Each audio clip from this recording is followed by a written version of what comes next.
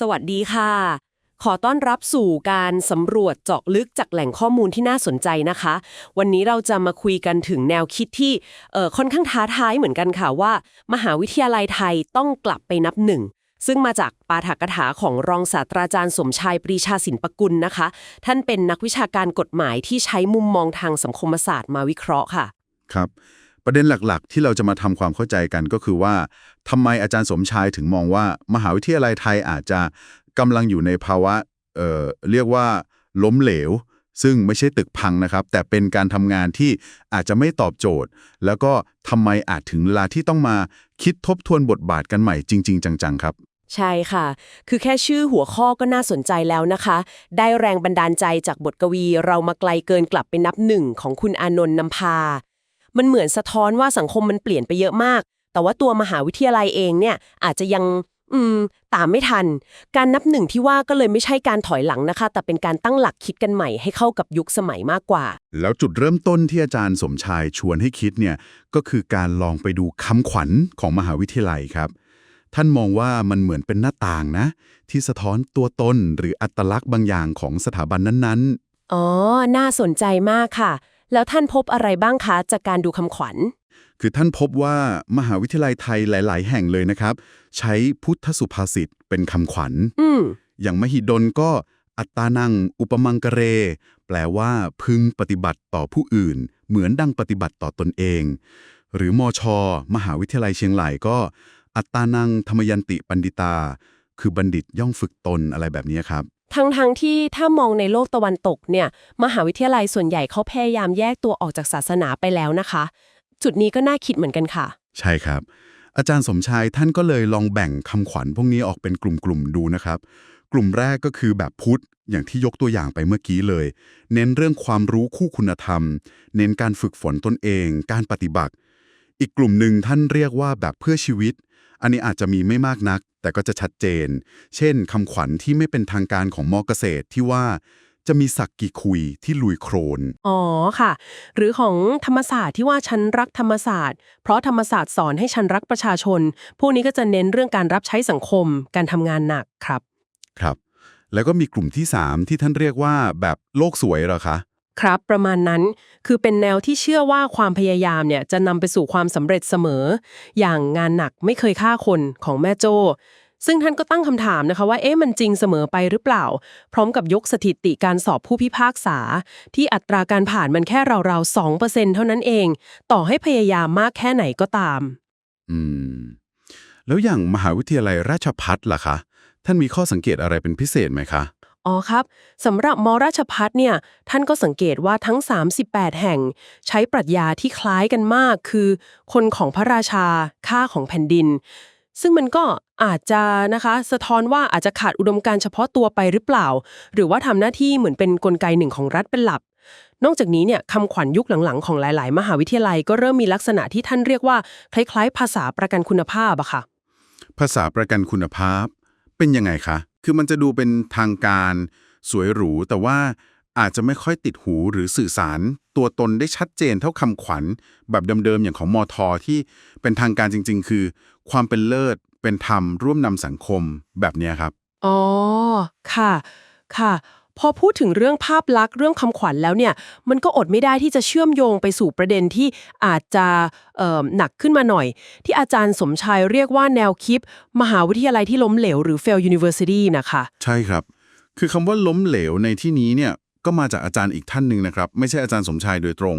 เป็นอาจารย์สายวิศวะคอมพิวเตอร์ที่มองว่ามหาวิทยาลัยอาจจะกำลังเลือกทางที่ผิดซ้ำๆคือมุ่งเน้นแต่เรื่องการไต่อันดับโลกหรือ ranking มากเกินไปมีงานวิจัยเยอะแยะก็จริงแต่กลับไม่สามารถสร้างองค์ความรู้หรือผลิตบัณฑิตที่ไปตอบโจทย์ปัญหาจริงๆของสังคมไทยได้เท่าที่ควรโหฟังดูน่ากังวลเหมือนกันนะคะที่ว่าเราทุ่มทุนรัศยากรไปกับการไต่อันดับมากๆแต่ว่าผลลัพธ์ที่ได้เนี่ยมันกลับไม่ค่อยสะท้อนการแก้ปัญหาของสังคมไทยเท่าไหร่แล้วอาจารย์สมชายชี้ปัญหาใหญ่อื่นๆอีกไหมคะครับหลักๆที่ท่านชี้มีอยู่3เรื่องใหญ่ๆครับเรื่องแรกก็คือการวิ่งไล่แรงกิ้งโลกอย่างบ้าคลั่งนี่แหละครับอาจารย์สมชายใช้คำเปรียบเปรยค่อนข้างแรงนะครับว่าเหมือนจ้างฝรั่งมาผัดผ้าขม้าคือเน้นจ้างนักวิจัยต่างชาติเก่งๆมาเพื่อปั่นผลงานตีพิมพ์เอายอดเอาชื่อเสียงผิวเผินโดยอาจจะไม่ต้องสอนเลยก็ได้เพื่อให้ใส่ชื่อสังกัดมหาวิทยาลัยเรา มีกระทั่งกรณีซื้อบทความด้วยนะครับแต่สุดท้ายแรงกิ้งมันก็ยังวนๆอยู่แถวๆเดิมอย่างจุฬามหิดลก็ยังอยู่แถวๆอันดับ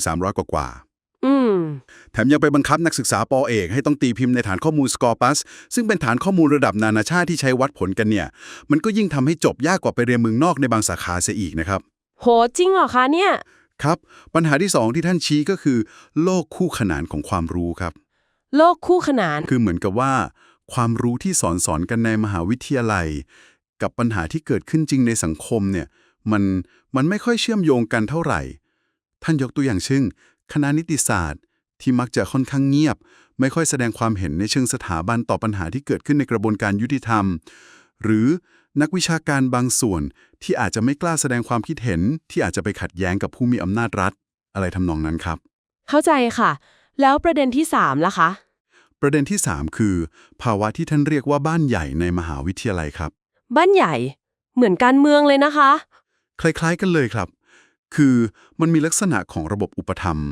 มีนายกสภามหาวิทยาลัยหรืออธิการบดีบางท่านที่อยู่ในตำแหน่งยาวนานมากๆเป็น10 ปีการสืบทอดตำแหน่งในบางที่ก็พอจะคาดเดากันได้ท่านหนึ่งก็บอกว่าหลับตาก็รู้ว่าใครจะเป็นอธิการบดีคนถัดไปอะไรแบบนั้นเลยแล้วมันก็ยังเชื่อมโยงกับเรื่องอำนาจนิยมด้วยนะครับอย่างที่เราเห็นผู้บริหารมหาวิทยาลัยบางท่านไปรับตำแหน่งทางการเมืองหลังการรัฐประหารไม่ถึงต้องกลับไปนับหนึ่งใหม่อาจารย์สมชายมองว่าเพราะโลกภายนอกมันเปลี่ยนไปเร็วมากๆเลยค่ะทั้งเรื่อง AI ที่กำลังจะพลิกโฉมการทำงานสังคมสูงวัยแบบเต็มรูปแบบวิกฤตสิ่งแวดล้อมที่รุนแรงขึ้นการเมืองที่ผันผวนไม่แน่นอนแต่ตัวมหาวิทยาลัยเองในฐานะที่ควรจะเป็นเสาหลักทางปัญญาเนี่ยกลับดูเหมือนจะปรับตัวตามไม่ทันอย่างน่าห่วงเลยค่ะใช่ครับคือการนับหนึ่งในที่นี้ก็เลยไม่ใช่การกลับไปจุดเดิมสมัยที่เน้นผลิตข้าราชการนะครับแต่หมายถึงการต้องมาทบทวนพันธกิจพื้นฐานกันใหม่หมดเลย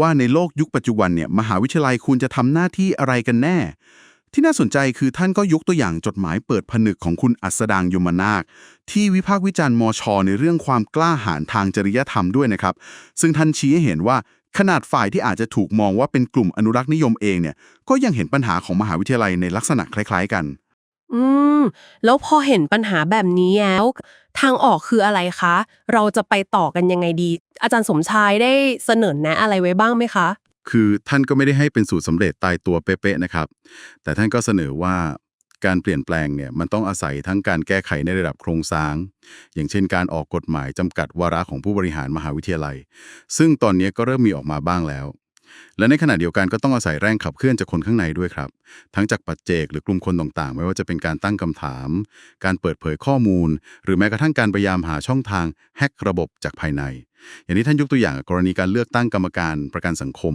ที่เกิดการเปลี่ยนแปลงขึ้นมาได้จากการรวมตัวกันของผู้ประกันตนเองนะครับค่ะมีข้อคิดสุดท้ายที่แบบหนูว่าน่าสนใจมากๆเลยค่ะอาจารย์สมชายทิ้งท้ายไว้ว่าถ้าหากการเปลี่ยนแปลงเชิงโครงสร้างใหญ่ๆมันยังเป็นเรื่องยากหรือต้องใช้เวลาเนี่ยอย่างน้อยที่สุดลองกลับไปตั้งคำถามกับคำขวัญหรือสโลแกนของมหาวิทยาลัยที่เราสังกัดอยู่ดูก็ได้ว่าทุกวันนี้มันยังสื่อความหมายอะไรกับเราอยู่ไหมเราจะให้ความหมายใหม่กับมันได้หรือเปล่าหรือถ้ามันใช้ไม่ได้แล้วจริงๆก็อาจจะต้องถึงเวลาเปลี่ยนมันการทบทวนอัตลักษณ์ที่เราประกาศเอาไว้นี่แหละค่ะอาจจะเป็นจุดเริ่มต้นเล็กๆของการนับหนึ่งใหม่ก็ได้นะคะครับก็นับว่าเป็นประเด็นที่ชวนให้เราทุกคนกลับมาคบคิดกันต่อได้จริงๆครับว่าในท้ายที่สุดแล้วบทบาทและความคาดหวังที่เราควรจะมีต่อสถาบันอุดมศึกษาในยุคสมัยนี้มันคืออะไรกันแน่จากข้อมูลเชิงลึกที่เราได้สำรวจกันในวันนี้ครับ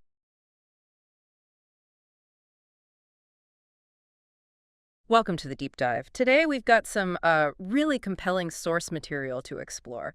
It's a transcript excerpt from a talk. Yeah, given by Associate Professor Somchai Prichasan-Pakul at Thammasat University. Exactly. And Professor Somchai, he's someone worth paying attention to here, right?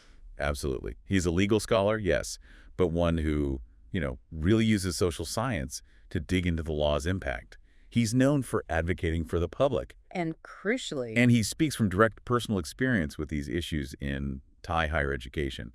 That adds a lot of weight, I think. It really does. And the context of the talk itself is important, too. It was part of an event marking the 60th anniversary of Thammasat's sociology and anthropology faculty. Right. And it was specifically looking at the role of academia in, public policy and social change. So our mission for this deep dive, essentially, is to pull out the core insights from his talk.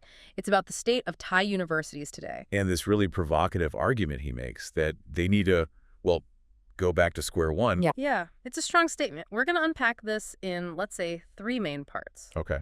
First, we'll look at how universities present themselves, their slogans. Right, their self-image. Then we'll tackle this really challenging concept he introduces, the idea of a fail university. Oof, yeah.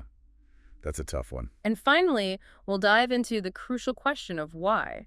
Why this fundamental reset, and what might that even look like? Sounds like a plan. Where do we start? Okay, let's start with this really powerful contrast Professor Somchai uses right at the beginning. He draws on a poem by Anand Nampa.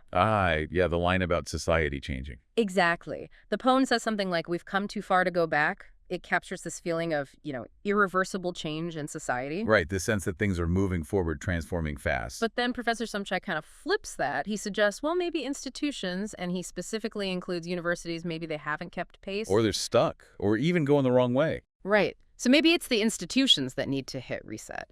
That's a pretty potent starting point, isn't it? It really is. It immediately makes you question things. And from there, he gets into university slogans. Yeah, as a window into their stated values, their identity. And what the source shows is quite revealing about Thai universities specifically. What stands out? Well, what immediately jumped out at me from the transcript is how often Buddhist proverbs or teachings pop up in these slogans. Oh, absolutely. It's a dominant theme. Yeah. He gives examples like Mahidol University slogan, treat others as you treat yourself. Which clearly echoes Buddhist principles. Right. Compassion, reciprocity.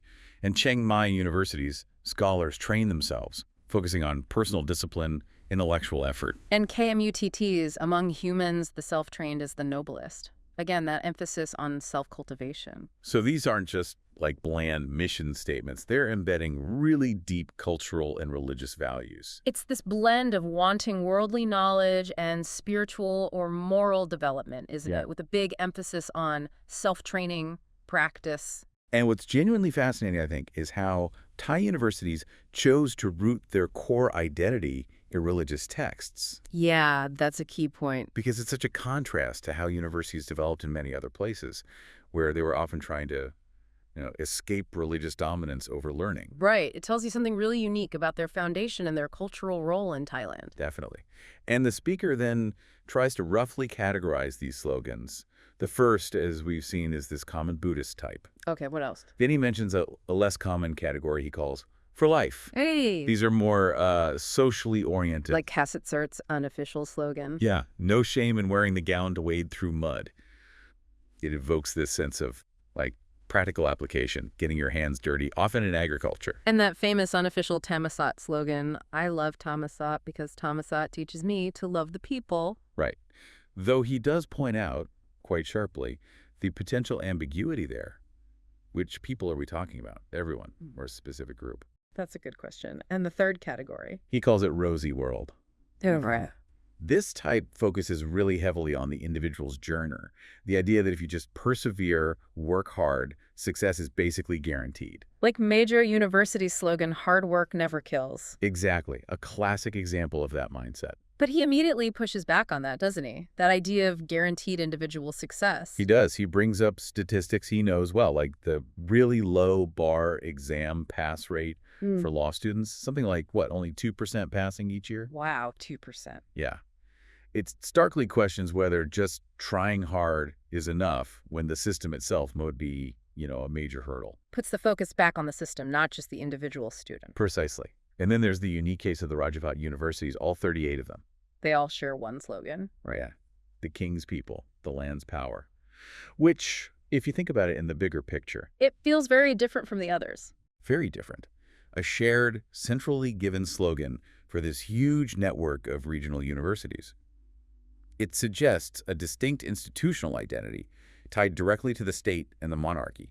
Maybe implying a specific role as part of the political establishment, as the speaker kind of hints? Could be.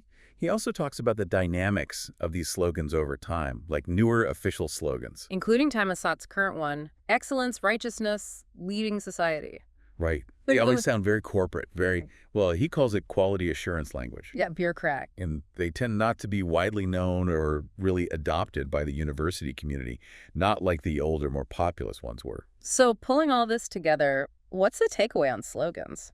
Well, the core insight seems to be that while Thai universities often project these identities rooted in deep cultural values, self-cultivation, social responsibility, there's a gap. A disconnect. Yeah. Many official slogans feel detached, bureaucratic, and the older, more resonant ones, maybe they don't really reflect today's realities or challenges. So it raises the question, do these words actually guide the institution anymore? Or are they just, historical artifacts, empty branding? It's a powerful way to frame the start of the critique, showing a potential identity crisis right there at the symbolic level. Okay, so moving from what universities say they are, Yeah. let's dive into the next section. This is a much harsher critique. Mhm. Are Thai universities failing?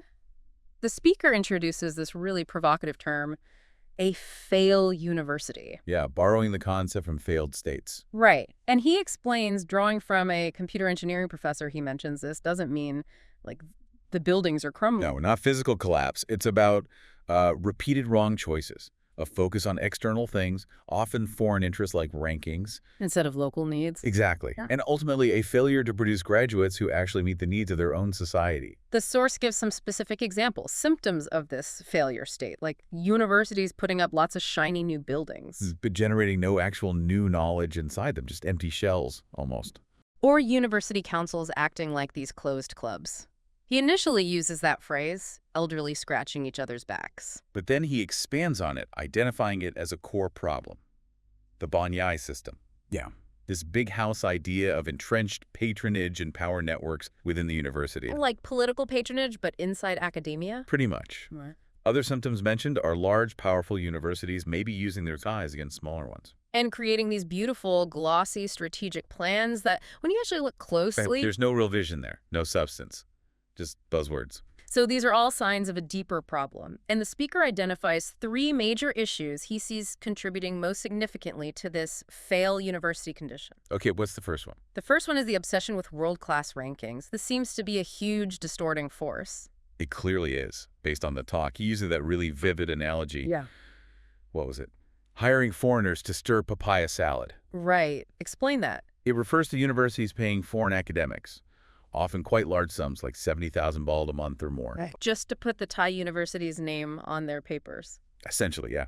Just so they list the Thai university as their affiliation on publications. The goal is simply to boost ranking metrics. But there's no actual teaching involved, no research collaboration. Often not. No real knowledge transfer happening. It's just gaming the system for points. Yeah, that's quite something. And he also brings up buying journal articles directly. Yeah, and he acknowledges straight up, of course buying articles is wrong. He says, academic criminals don't fall from the sky, meaning it's not just a few bad apples. But it's systemic. He connects it directly to the systemic pressure and these perverse financial incentives. If the system pays you, say, 100,000 baht for publishing in a ranked journal, and you can just buy one for 50,000. The system is almost pushing people towards it. Exactly. It creates this really problematic incentive structure. And despite all this effort, the restructuring, chasing rankings, the quality assurance push, the results aren't even that great, are they? No. He shows data from the source, like Chula and Mahidol, either plateauing or even dropping slightly in some rankings. It suggests the whole strategy isn't even working on its own terms. Which really makes you ask, what is the actual benefit to Thai society of pouring resources into chasing these specific international rankings? Right. He contrasts it with, like, a seemingly crazy goal, like sending Thailand to the moon. Which sounds impractical, maybe. But at least it's a clear, bold, nationally focused objective. Yeah. As he points out, no Thai university dares to publicly say, we will be in the top 100 in 10 years. It shows a lack of clear, ambitious vision tied to these rankings, even though they're obsessed with them. And one symptom of this pressure, he argues, is the PhD requirement for students to publish in international Scopus journals. Which can make it harder to graduate? Potentially, yeah. He suggests it can make it harder and take longer to graduate in Thailand than in some other countries without that specific rule, even after you've done all the coursework and defended your thesis. Okay, so that's the ranking obsession. What's the second major problem? The second is what he calls the parallel worlds of knowledge. This is about the big disconnect between the knowledge produced inside universities and the urgent, real-world problems outside. Mm-hmm. How did he illustrate that? His main example is the Thai justice system. He notes there's widespread agreement, even among law students themselves, that the system is often, distorted or problematic. Oh. Yet you see institutional silence. Official statements or positions from university law faculties on these big systemic issues, they're just absent. So individuals might speak out. Individuals might, yeah. But the university as an institution stays quiet, especially on issues that might conflict with state power or the interests of the elite. That's fascinating. The way he frames it suggests academic freedom might exist in theory. But functionally, in practice, it's limited. Yep. Limited to opinions that don't really challenge the powerful. The institution clams up when it matters most from a societal view. Right. And the third problem? The third brings us back to that Ban-Yai system within universities. The big house patronage network. Exactly. He argues it's more than just informal connections. It's like entrenched political patronage networks operating inside the university structure. And he gives concrete examples. Yes. University council chairs serving for 20 years. University presidents serving over a decade. Wow. He uses that rhetorical question, didn't Ayutthaya ever run out of good people? To highlight this lack of leadership renewal, this stagnation at the top. And how does this system sustain itself? He explains the mechanics. It's a self-reinforcing loop. Presidents often propose candidates for the council chairs. Okay. And those chairs then play a key, often dominant, role in selecting the next president. So the leadership effectively appoints itself, creating this closed circle. That's the scratching each other's backs mechanism? Precisely. And he connects this system directly to authoritarian politics in Thailand. How so? He suggests university leaders feel comfortable participating in things like unelected bodies after coups. Without fear of backlash from their own university. Exactly. Because they're protected by their established base, their Ban-Yai network within the institution. It insulates them. So, pulling this section together, the core insight on the fail university idea is that the problems run really deep. Yeah, much deeper than just, say, ineffective teaching methods. It's systemic, driven by these perverse incentives like rankings, marked by a damaging disconnect from real societal problems. And underpinned by these entrenched, self-serving power structures, the Ban-Yai system. It paints a pretty challenging picture, doesn't it? It really does. And it makes you wonder, as he briefly touches on, how do academics themselves navigate this? How do they live and work within this kind of environment? That's a whole other conversation. For sure. Okay, so after laying out this whole critique, the slogans, the fail university symptoms, the deep systemic problems, why does he make this call to go back to square one? Well, as the speaker emphasizes, we're living in a world that's changing incredibly fast. It's volatile. He lists examples, right? AI, aging population. Yeah, AI, aging society,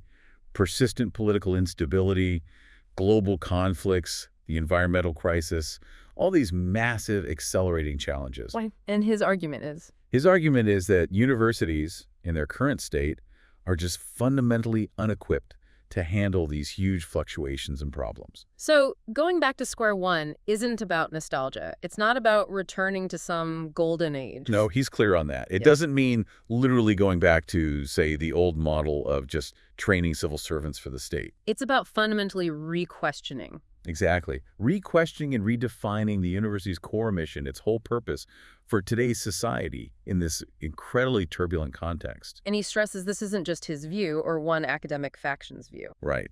He says this critique is widespread now. It's coming from many different corners, both inside and outside academia.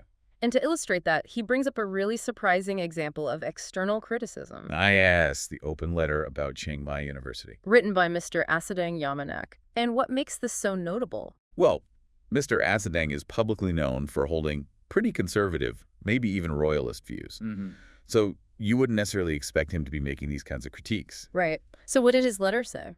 His letter, which was addressed to the university council after some internal issues there, makes 4 key points that, surprisingly echo many progressive critiques. Like what?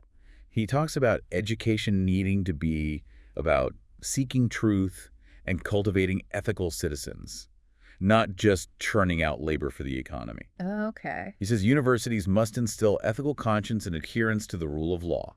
And he criticizes silence. Strongly. He criticizes institutional silence in the face of injustice. He argues that a lack of courage to challenge unjust power erodes the university's legitimacy and makes it lose public trust. He defines ethical courage too, right? Yeah, as the ability to stand against what's wrong, even when there's pressure. He calls it essential for educational leadership. Without it, universities are just like degree factories without a soul. And his conclusion. His conclusion asserts universities shouldn't be mere economic tools. They should be institutions guided by Dharma principles of righteousness and the rule of law. They need to use their freedom responsibly and dare to confront injustice, even if it conflicts with internal interests or powerful external forces. Wow. So what's truly fascinating there, the key insight, is that when someone with that kind of conservative public profile starts echoing sentiments about needing ethical courage, upholding justice, challenging power, it suggests the problems are really deep. it strongly suggests the perceived problems with Thai universities are profound enough to cut across the usual political divides. There seems to be almost a consensus from very different viewpoints that something is fundamentally wrong and needs fixing. Okay, so that leads to the big difficult question. How do you actually do it? How do you go back to square one? How do you make this fundamental change happen? Yeah, and the speaker is realistic here. He's clear there are no easy answers, no simple blueprint. It's not like there's a magic button. No, it requires a combination of things, both institutional change, like top-down reforms, and action from individuals and groups. He does mention that some institutional change has happened, right? Like the new law limiting terms for council chairs and presidents. Exactly. He points out that this law did successfully end some of those really long tenures, the ones that were part of that Ban-Yai problem we discussed.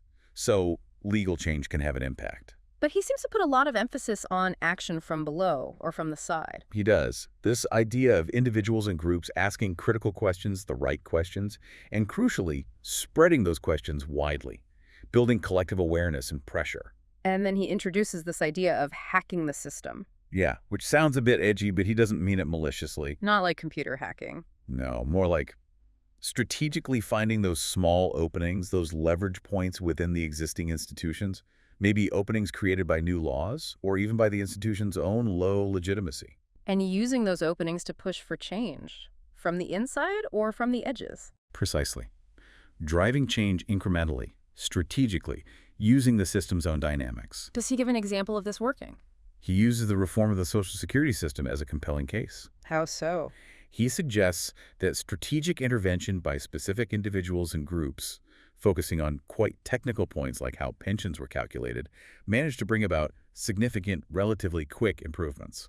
Even when reforming the whole massive system seemed impossible. Exactly. It shows that targeted strategic action can work, even within complex, seemingly unchangeable systems. It offers a bit of hope, maybe. So, thinking about this, maybe for you listening, thinking about the institutions you're part of or interact with your workplace, maybe a community group, even your old university, does this idea of needing a fundamental reset resonate at all?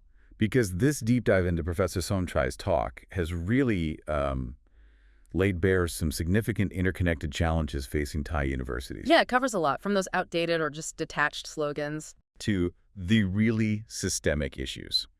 Chasing rankings, failing to connect with society's actual problems, being held back by those internal Ban-Yai power structures. It makes a powerful case that, yeah, some kind of fundamental reevaluation is necessary. Definitely. And, if that idea of hacking the system feels too big or too abstract in your own context, Which it might for many people. right, maybe the first step, drawing from the source material, is simpler. Maybe it's just revisiting the stated purpose, the mission, the slogans of the institutions you interact with. And asking yourself, do these words actually make sense in today's world, in this volatile environment we've been talking about? Can they be reinterpreted to be meaningful again?